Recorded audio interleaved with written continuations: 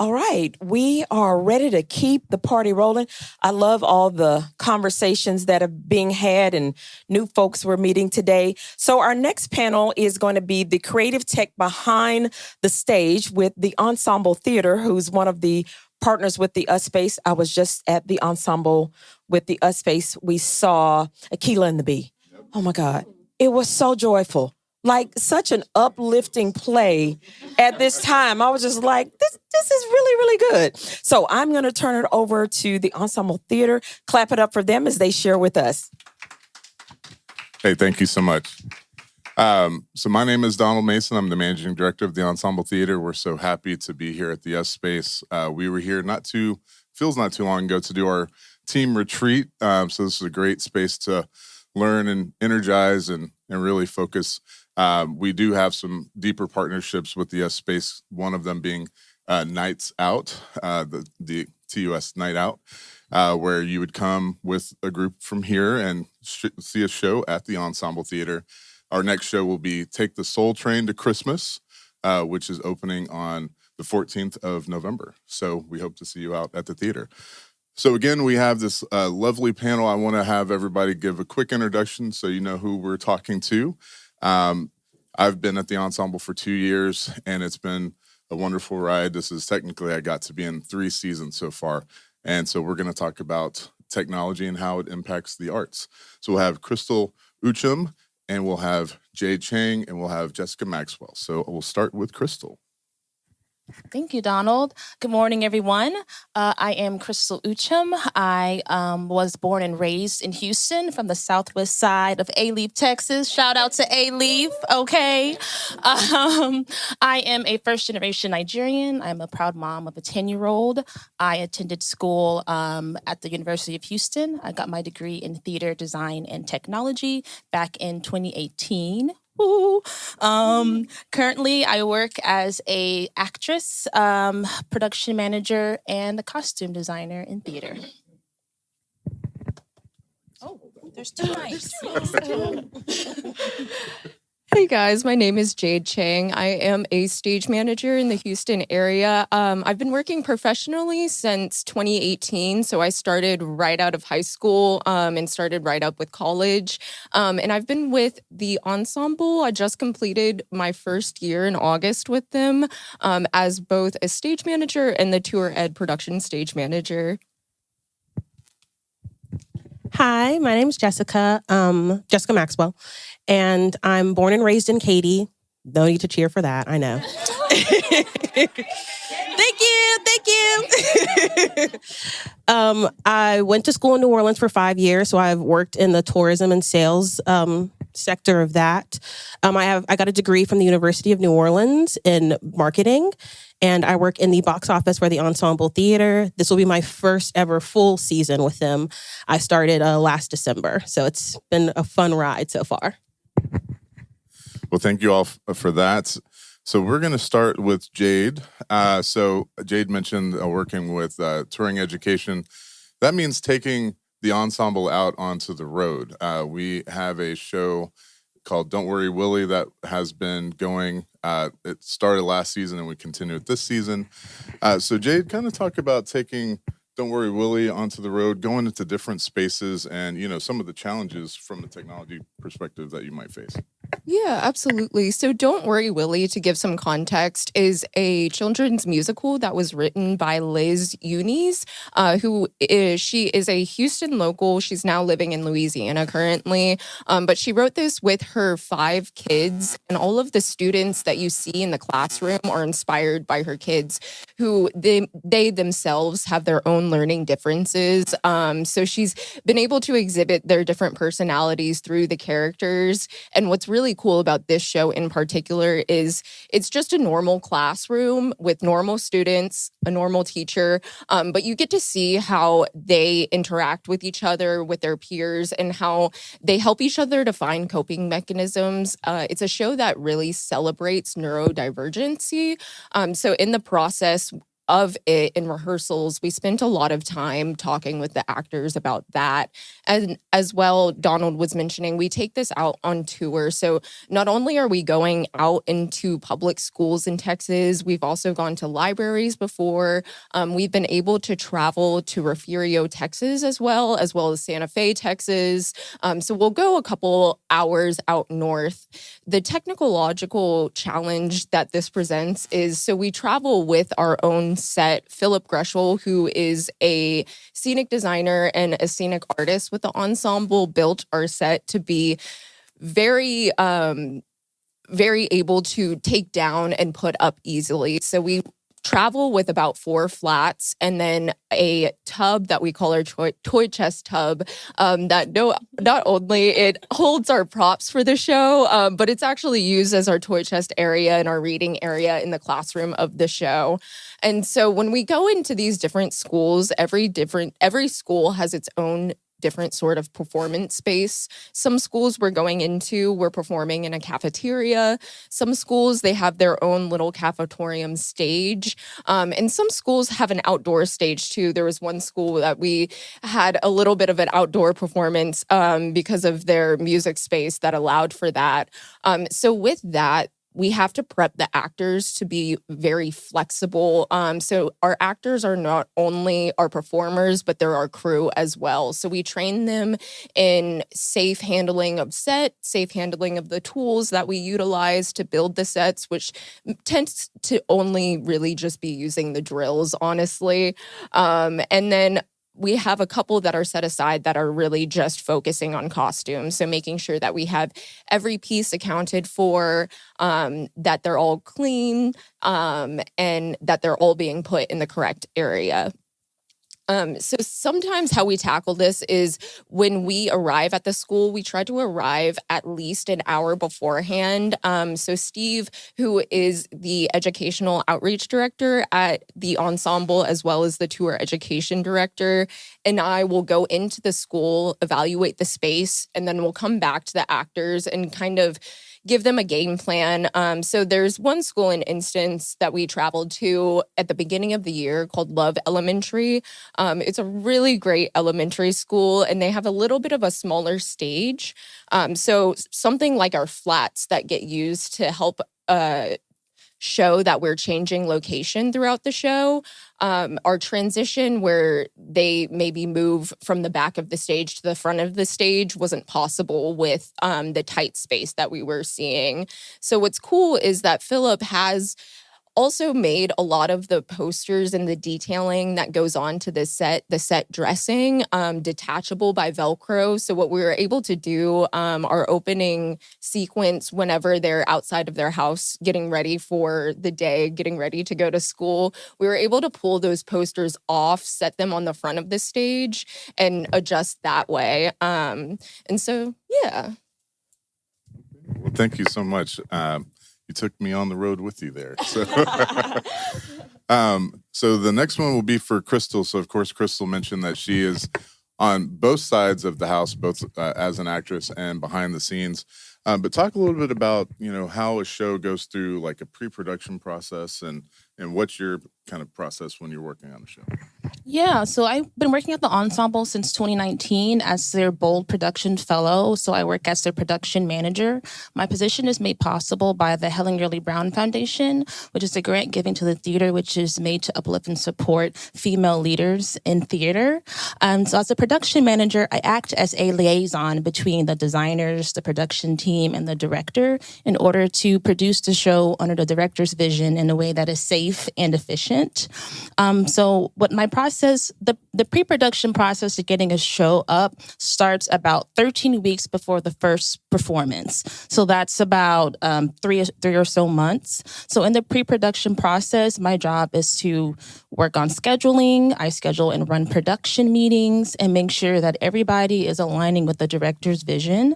And then we go into a check process later on, which is where all the elements of theater come together with the actors for the first time. That's lighting, that's sound, that's projections, that's costuming. So my job is to just facilitate all of that from point A to point B, from the first day to the very last day, making sure that a show goes up on time, it's within budget, and everybody is safe.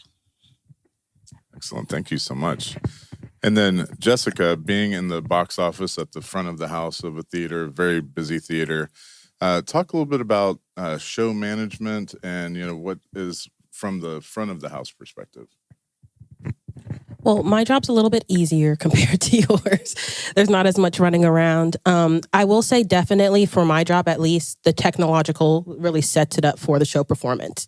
So being able to have a proper CRM module or CRM program that helps me, one, build out the shows that Crystal's talking about way in advance. That way we have enough people getting the word out, the messages out about this show, what's happening, as well as making sure that we're handling group sales or anybody else that's interested in.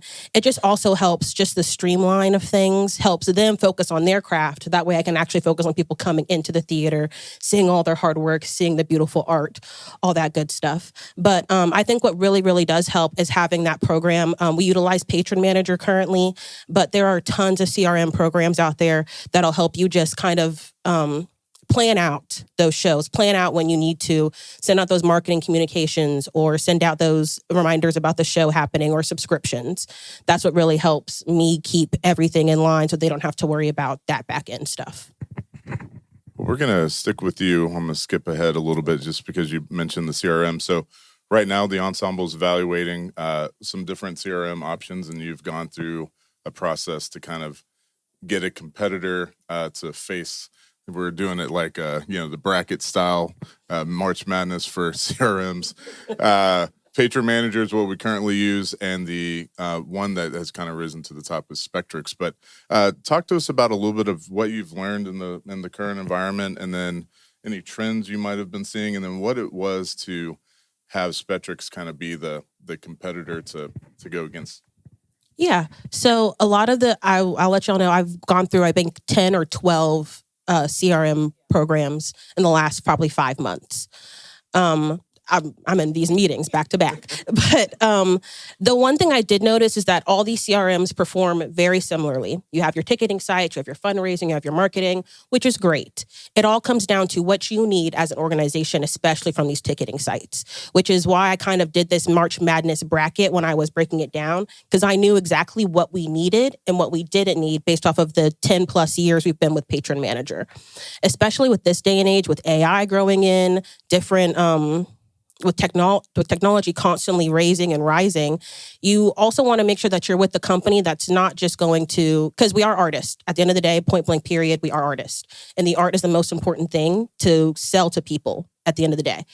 And you don't want to go with the company on top of that no longer cares about the art. They no longer are thinking about the art or thinking about artists. That is why Spectrix, I believe, is a good CRM for any arts opportunity. They're made by artists. They're predominantly used by arts organizations. A lot of these CRMs typically go towards events, since we are in that era of general admission, these comedy shows, these musicians that are performing. It's actual theater is not something that is the forefront anymore in technology right now. It's very much of how can we get as many people in this one space, in this one area. And it's not about the art as much. So I feel like that was also a very, very intense thing that I was looking for within these CRMs to help continue to keep live theater the best possible way it can be. Yeah, thank you for that. And I think from a patron perspective, I mean, you don't want to ask what the technology is. You just want it to work, and you want to be able to go to the show. And then to Jessica's point, and to all of us, focus on the art. You don't really... I mean, Ticketmaster, we won't talk about that one. And y'all have some opinions I can fill. But, I think something like that would never work for us. I don't think that would ever be a consideration. I think that, we are presenting to the board that Spectrix will be our replacement because of the points that Jessica has made. And you mentioned AI. So, of course, we can't be at a tech event and not talk about AI at least a little bit. It's a little different from the arts perspective, though. AI it's a wonderful tool, but there are some pitfalls to it when it comes to the artistic side. So this will be kind of for everybody to talk about how AI has made an impact on theater. And just to be honest, is it helpful or harmful? I'll go first because for me personally, it is helpful. It is helpful when I need it and when it's needed. I will say though that AI is starting to break off into these different branches. You have to find the right program. Like our director of marketing, Asani, you've probably seen her around and about here at Afrotech this And you'll week. see her tomorrow. And you'll see her tomorrow on a panel. But she was the one that kind of let me know these AI systems, some of them are not made for artists. Some of them are not made for what we're doing. So you have to make sure you're using the right program and the right AI assistants or anything like that when you're doing these wording to your patrons and what you're specifically doing. So I think that's the major thing when it comes to AI. But I will say on the back end, on my end, it's very easy. It's very easy for me to find new people to reach out to. That's a beautiful thing about AI. New seating options, new ways to reach out to people, new ways to do invoices for group sales. It just helps the back end just move a little bit smoother. Yeah, kind of piggybacking off of Jessica, I kind of have a love-hate relationship with AI, to be completely honest, as somebody who kind of wields in both from a creative standpoint and kind of touches the administrative standpoint a little bit, working as a stage manager and working with Steve in the tour education department. It is very efficient. It can be a very efficient tool, especially with it comes to data and when it comes to like last week, I needed a Google Doc calendar template and I asked ChatGPT to give me one and it did. So then I could efficiently just input the information, adjust it to what I needed in that sort of standpoint.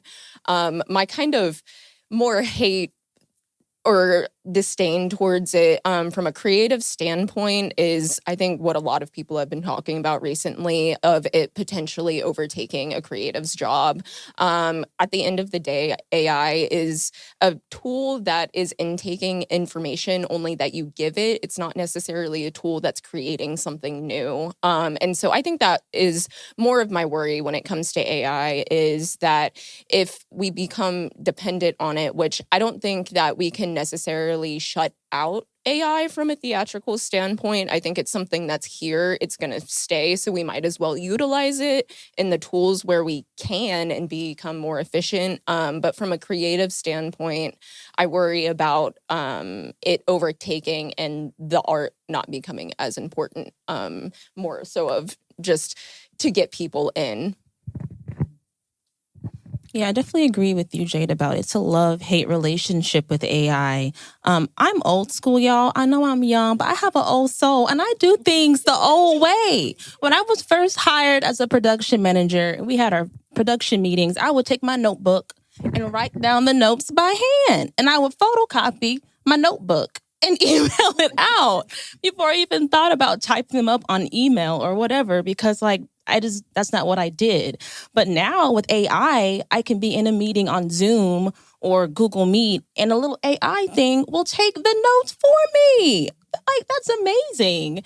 But I have to, of course, go into those notes and then adjust them to a theater kind of way, like break it down by director. What did they say? What did the costumers say? What did the lighting designers say? What are the action items for a designer to do next? Like, those things have to be edited. So as you were saying about AI, like, it's not crafted for artists yet. So you still have to go into AI after you use AI and actually see how it is a tool to have it guide what you need it to do. So it is a love-hate. But as a designer perspective, I think it does compromise originality and integrity of an artist. Like, you want it to be original. You want these ideas to come from your heart and your place in your own mind based on what the director's vision was. What is their concept? What are we all working towards? And with AI, it's just not original. And I see a lot of AI art now, and I can see how it all looks the same.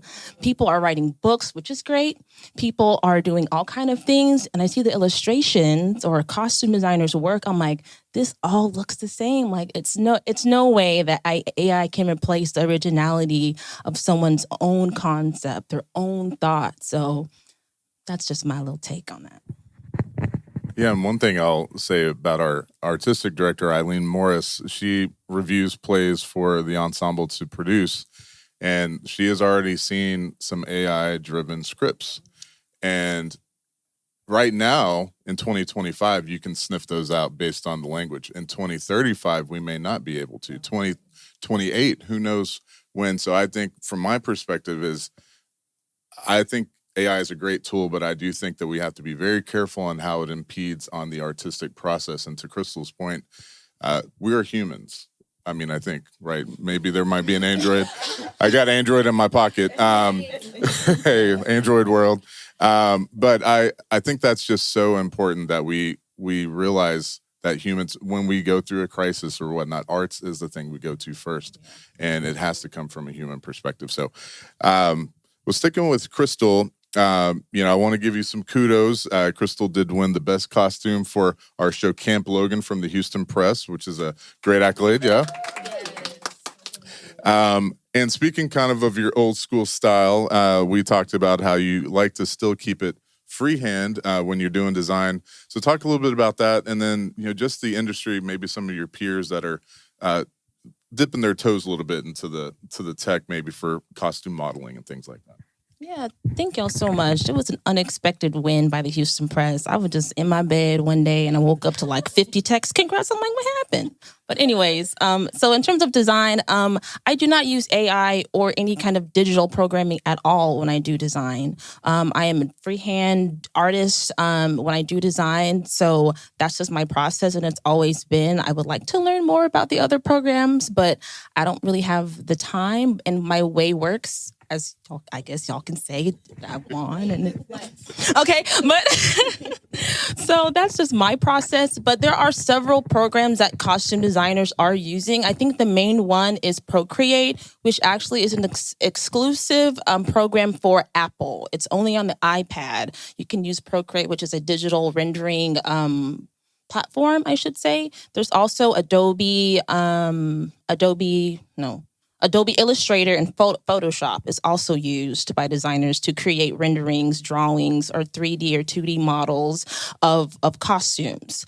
There are other programs you can use that can actually formulate clothing on models and kind of show you what that looks like without even having to draw it at all. And that's kind of like a 3D kind of overlay of patterns and fabrics that can be overlaid on top of 2D models to kind of show what those things look like. So that's a technology that's out there that costumers are using. But for me, I draw it out. I go to the fabric store. I snip a little piece off. I stick it on the paper. Like that's just what I do. So yeah. I love it. Thank you for that, and again, congratulations. So Jade, kind of back to one of your passions of working with the ensemble, the touring education. You mentioned one of the things was just that being in the educational space and outreach and just the impact. Tell us what drives you and what motivates you from that.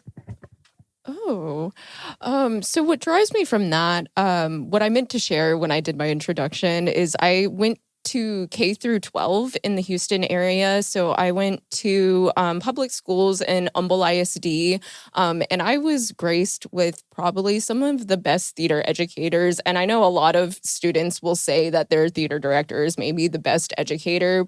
But truly, when I walked into college to study theater production, I was a little bit bored because my technical director set me up really successfully to where all of these basic classes that I was taking, it was more of just a refresher for me. And so the ability to be able to go out into a school, to go out and reach a lot of these students, for me, feels like something that I'm giving back. I was given so much from the educators that are in the Houston area. A lot of them supported me even to be able to get into college. Initially, I got into a lot of colleges, but my financial situation didn't get me to where I could go to somewhere like SUNY Purchase. And the schools that I did apply for that were in state, I was, so a little bit of a backstory. I ended up as a senior being diagnosed with dyslexia. And so after that, and after my theater educators writing me appeals to get into college. Once that happened, I was like, this is what I have to do because I was given this. I need to be able to facilitate the opportunity for the other students in the Houston area to be able to do this as well. And it's not only just like a theater thing. Me doing theater in both middle school and high school made it to where I can speak like this. Before, when I was a middle schooler, I would not talk to anybody. And so it's a really important skill, not even for just having and creating, but for the social skills for the children too. Yeah, thank you so much. It really does mean a lot to see the students. We were just at Zilka Hall with Don't Worry Willie, and it's a program by the Discovery Series, ExxonMobil, and just seeing the kids respond to that. And of course, we mentioned that it was about neurodivergency, and I think this show really exposes different abilities, different challenges that kids may face, and trying to find some commonality in that. So it's really a beautiful show. You don't have to be in 5th grade to enjoy it either. And Steve is a great turtle. So, okay. So we talked about a little bit about software. You talked about the Adobe Suite and the Procreate, but there's some other softwares like I know you mentioned Vectorworks and AutoCAD and QLab.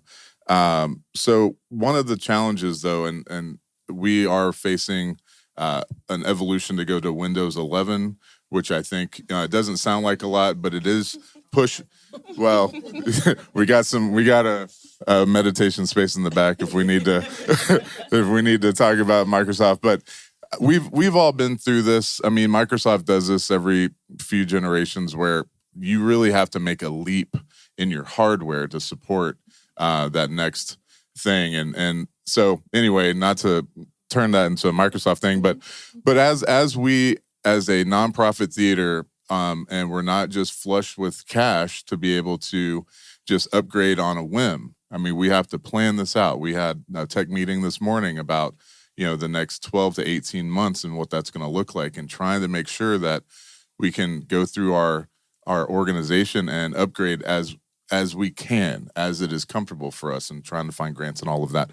But all of that to say, talk a little bit about, your experiences maybe with the technology and how it has pushed some of the hardware to keep up, or maybe, you've had to abandon something because, an organization or a venue didn't have the capacity to push something. This is up for everybody. Yeah, I could start. Especially in terms of being a production manager, there are several softwares that drive live theater production. For example, for scenery and projections, there's Vectorworks. That's the industry standard for 2D and 3D rendering of sets and drafting of lighting plots. There's a program called AutoCAD, which is what technical directors and scenic designers use to actually construct sets and lay out those plans. There's a program called Lightright, which is used by lighting designers to actually formulate lighting paperwork in terms of instrument schedules and patching information. There's also my favorite, the OG SketchUp, which is like, if y'all remember Windows, the little paint program, that was like the very first one I remember in terms of doing 2 or 3D modeling. And SketchUp is the fastest 3D model you can use in scenic design to actually create a set. There's also QLab used in sound, which is how we play back audio and video on the stage, as well as projections. So there are several programs that are used, and many of them are industry standard. So every theater or designer, I should say, are using these programs no matter where you are. And these programs do require a lot. They do require updates, but they are industry standard, and they do kind of drive the theater, for sure.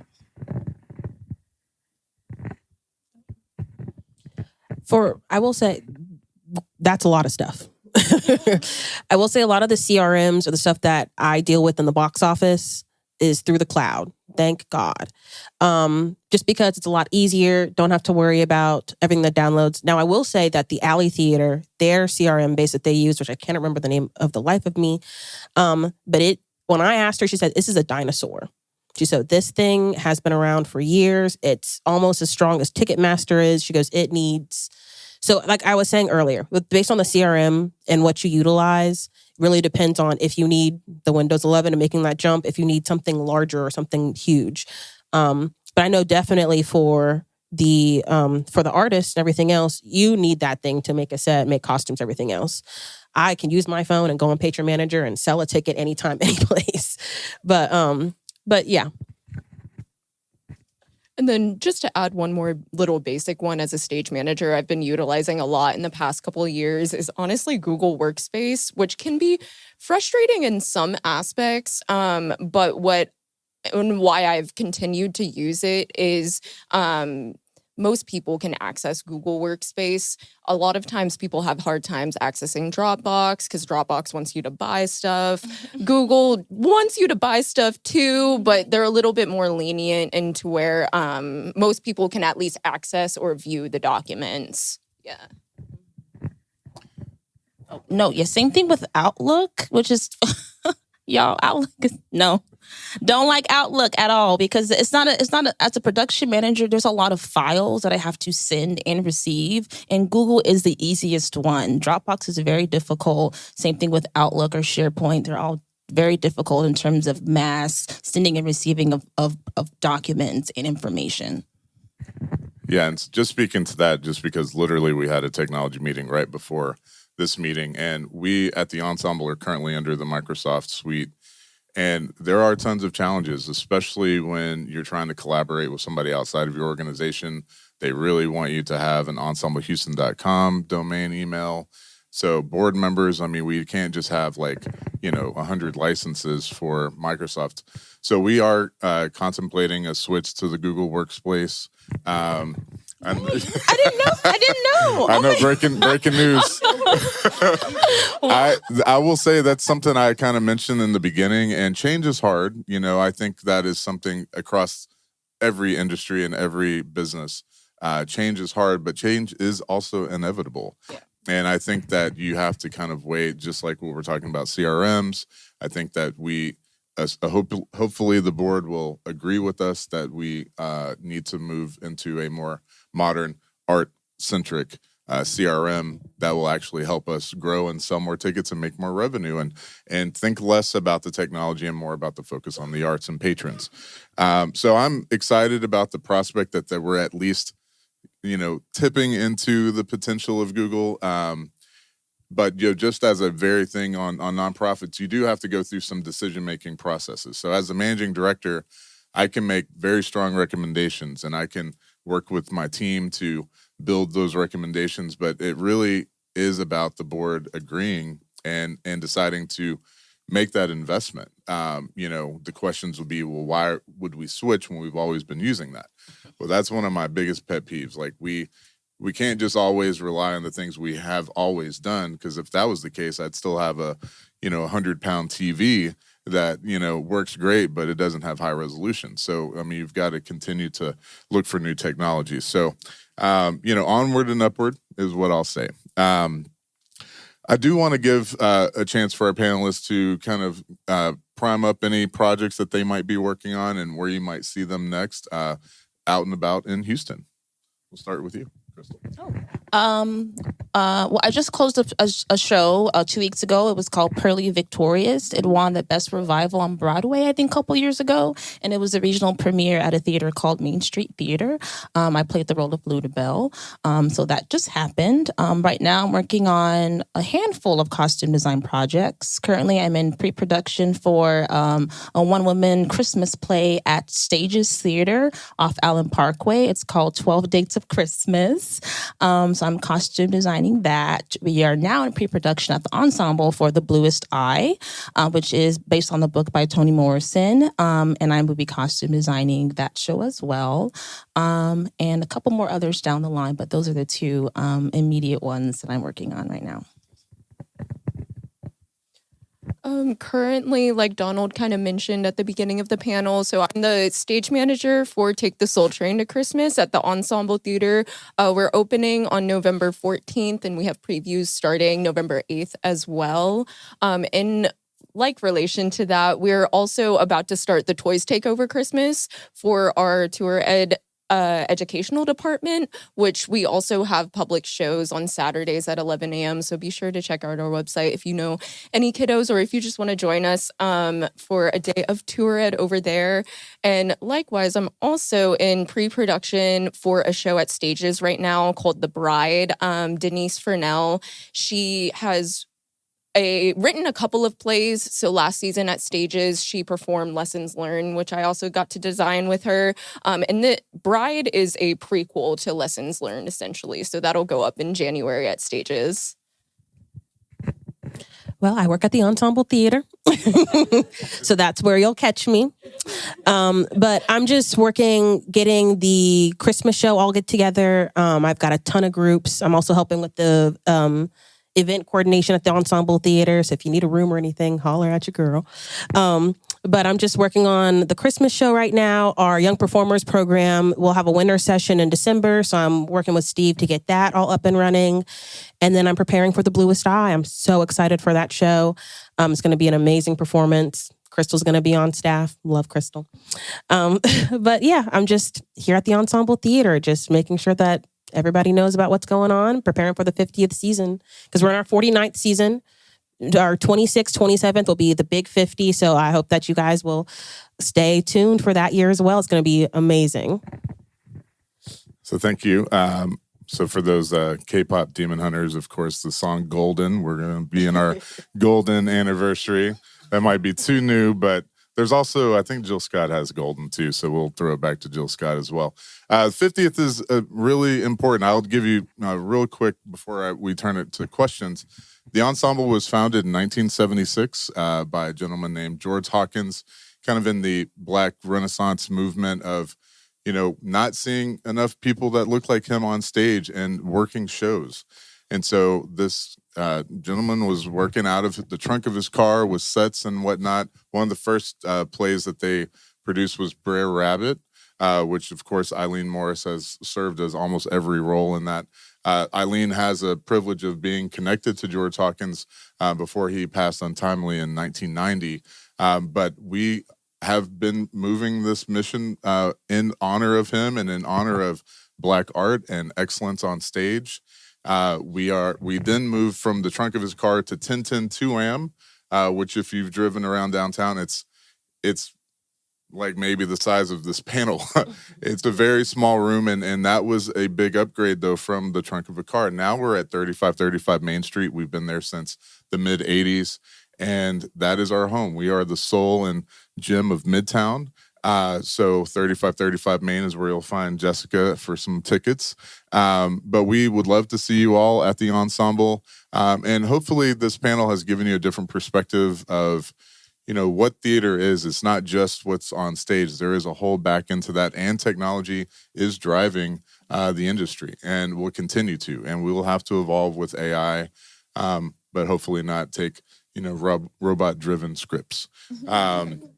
So I want to give an opportunity for the audience to ask any questions. If you have the question cards, you can bring them up, or if we want to pass the mic around, I'm not sure how we go for it.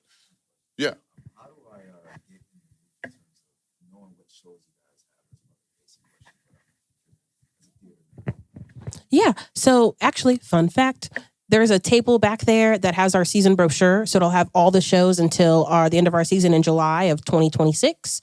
So if you wanted to know any details about our shows, we have it in there, as well as in the back, our subscription packages, our tickets, and other events that we have that are happening at the Ensemble Theater as well. EnsembleHouston.com. And then most of our socials are TET_Houston. Yeah, my question is more about like career prospecting, particularly from like an early age. So asking for a friend, if you come from a very traditional family where the career paths are accountant, doctor, or lawyer, and you think a child is more an actor, like how have you kind of had your journey of like showing that there's a lot of possibility in that, whether they become a full-time, performance professional, or just integrating that knowledge and training into their other professional work in the future? I'll piggyback off of this because my mom works in the medical industry, and she swore one of her kids were going to be a doctor. None of us are.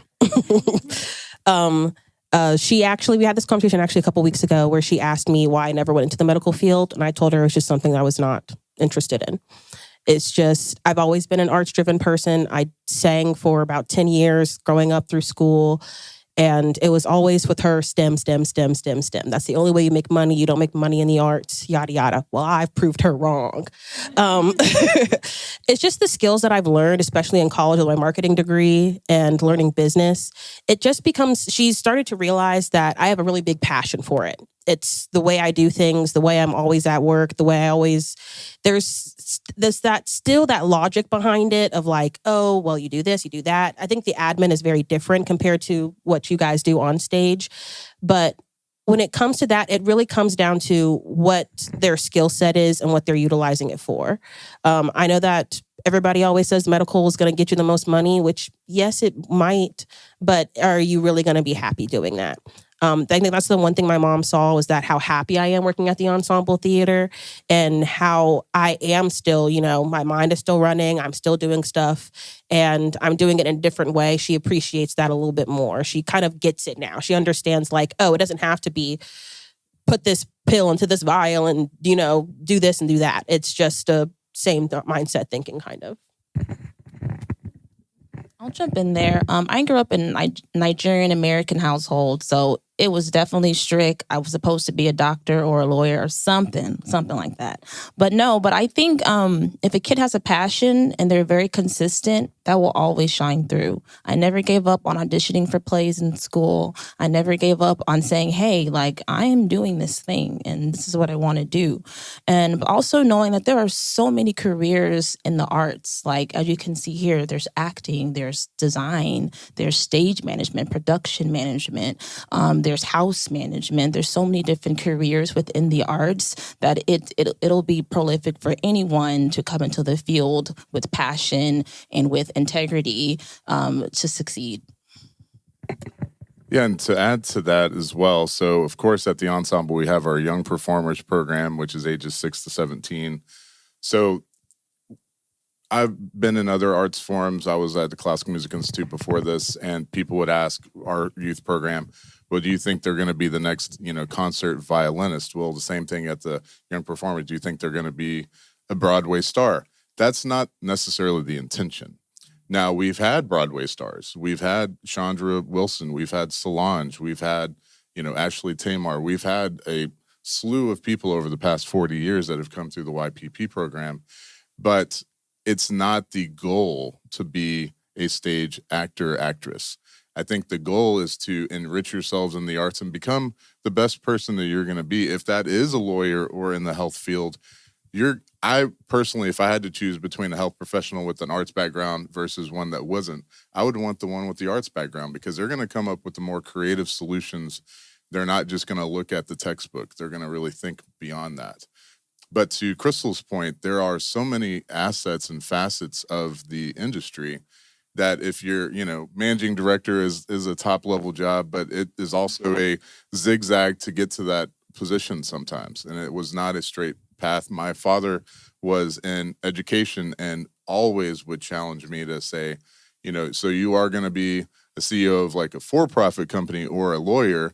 And I was neither of those. And I fell out of love with for-profit engagements just because I felt that there is a huge disconnect between making money for shareholders versus making something for the community. And so I feel very rooted in nonprofits. And I will say personally, I have taken a little bit of a backseat to my performance. I was a longtime singer and performer.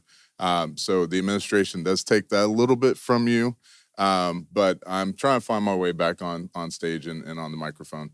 But I think that it, just as a misnomer, I don't think that it is as you're going to be destitute or something like that if you go into the arts.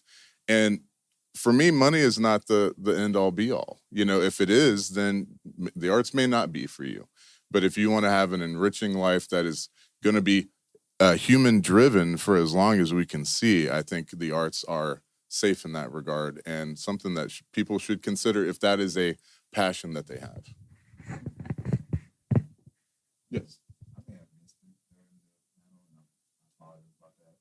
I did hear you guys talk about output, talk about some things like that, and what other ways you guys leverage new technology. Well, I think what Jessica had mentioned with our CRM, that's one of the big backbones of that, and some of the other technologies that are pushing the arts, like we talked about with QLab and Vector. I think that we have to just be always open to what's coming, and kind of see what's out there. I think one of the things that we probably could do a little bit more is just go to some of these arts and technology conferences that kind of meld those together and maybe see what we could adapt. You know, our technical director is always looking at different lighting situations. You know, we have to keep up with that. You know, you can't just have the same lights forever. And some places do, though. It's about your capacity. So I think, honestly, we are pretty blessed at some of our technology and the things that we've done to the theater. When we moved into this building, it was previously a car dealership and a furniture store. So it wasn't really designed for a theater. So in the mid 90s, so we moved in there in the mid 80s. So 10 years forward, they had a capital campaign to redo the theater and create it as a true theater. And it's transformational. So I think we're on the brink of another one of those transformations, and technology will be at the front end of that. Like, what's the new lighting? What's the new sound?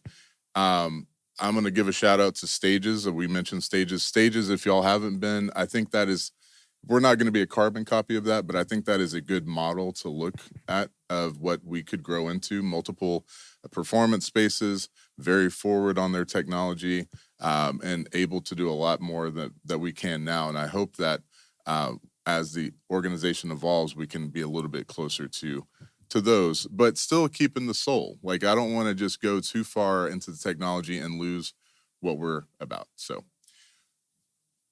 I think we might have one more. Yeah. I know everyone's been saying, well, AI typically taking over in certain spaces, even in the script. But do you think that there is a balance in Black representation in script writing?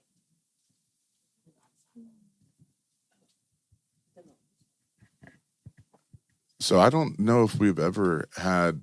We don't have many scripts that are non-Black written, from what I understand. I think that's one of the tenets of the ensemble is seeking established writers like August Wilson, Lorraine Hansberry, of course, but we've also been working with Terrell McCrary, and some local playwrights, of course, Celeste Bedford Walker. I think that's very intentional of the ensemble, and I think that's one of the things that we have to keep sacred as much as we can. And I do think that there's opportunities to expand our cultural reach, but I do think we have to always be true to, you know, Black faces on stage, Black faces behind the scenes, and writing, because that was George Hawkins' vision, and that was what led the ensemble to be the ensemble. So I think that you know, we're doing that in action. And anybody else have anything to add to that? I think AI is it is an inclusive technology, only because AI accesses so many different outlets.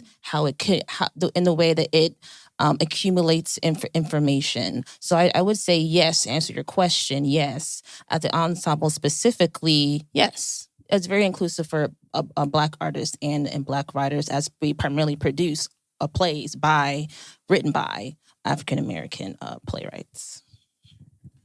Well, thank you all for participating, asking these great questions. I want to give a shout out to Crystal, Jade, and Jessica for serving as panelists today and sharing their insights.